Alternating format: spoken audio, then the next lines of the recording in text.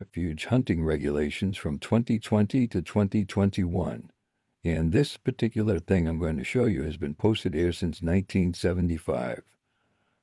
If you go to the website, I'll leave a link below. It shows the area in question. It explains the regulations. It tells you how much permits are, etc., etc., etc.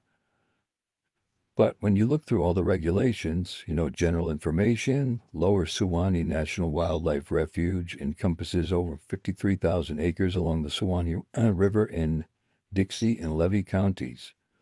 There's over 190 miles of roads and trails providing vehicle and foot bicycle access, blah, blah, blah, blah, blah, blah, blah. And then permits required, general hunting regulations, prohibited actions, of course, special hunting regulations, hogs, legal deer, waterfowl, archery, muzzleloader, general gun. You get the gist, right? But if you look up here, state bag limits and firearm regulations apply unless otherwise listed.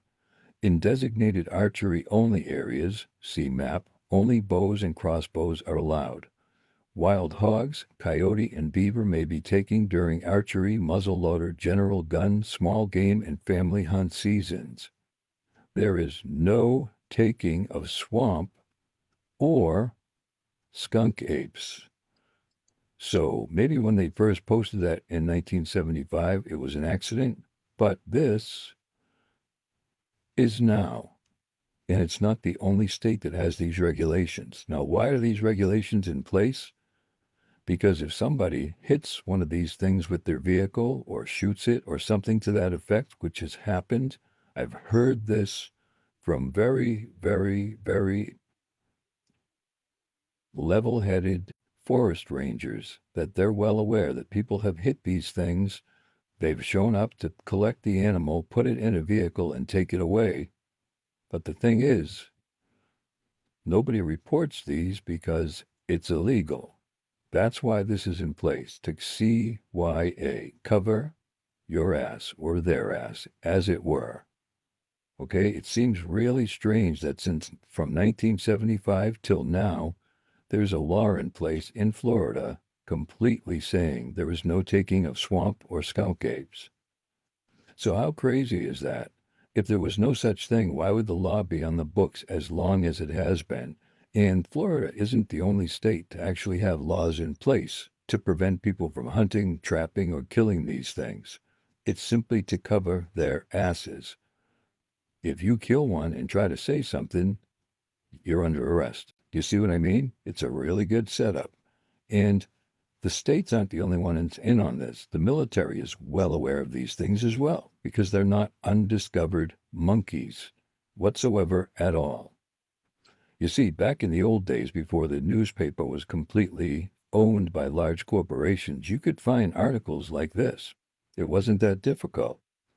As a matter of fact, I recently bought this book compiled by Aubrey Graves, and she covers every single newspaper clipping from the 1800s up to modern day, up to 2021.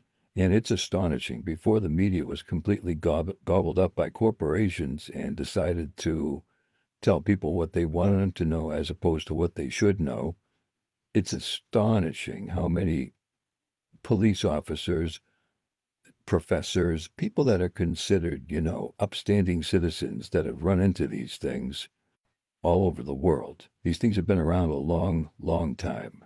Just saying.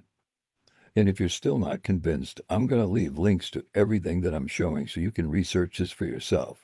But the Washington Environmental Atlas, done by the Army Corps of Engineers, specifically points out Sasquatch, its environment, and what to do if and when you run into one if you happen to be in the Washington area. Here's what they wrote. Sasquatch, the very existence of Sasquatch, or quote-unquote Bigfoot as it is sometimes known, is hotly disputed. Some profess to be open-minded about the matter, although stating that no one piece of evidence will withstand serious scientific scrutiny. Others, because of a particular incident or totality of reports over the years, are convinced that Sasquatch is a reality.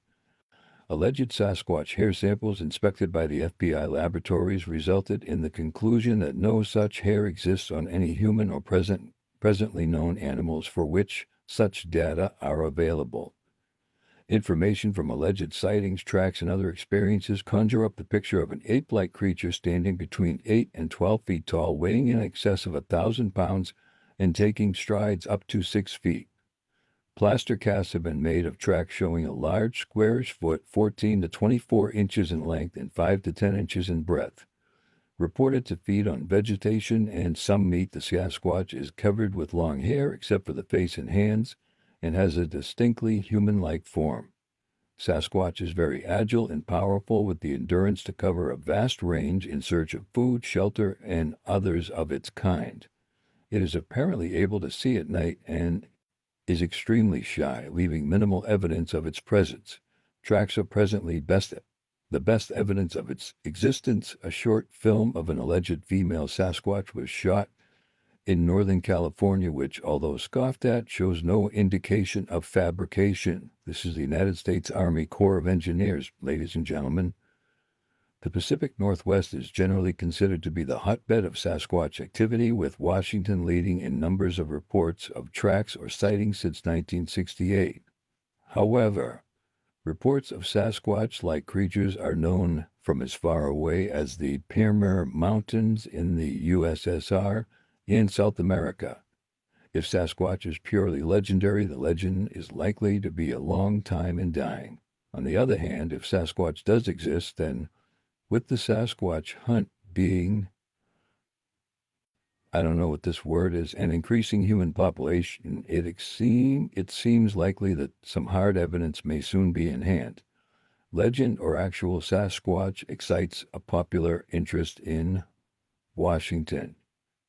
The Army Corps of Engineers doesn't say things like that. That's called covering their butt. They're well aware. They've had interactions with these things. If you and I had the technology that they had, we'd have one of these things as well. Straight up. And here's the other thing. Why is it you can fly a drone over a city, no problem, over a park with people in it? You can fly a drone anywhere you want except in a national park, where the chances of it falling from the sky and hitting somebody is ridiculously low, but you're not allowed to do it. Why is that? Yeah, that's what I think too.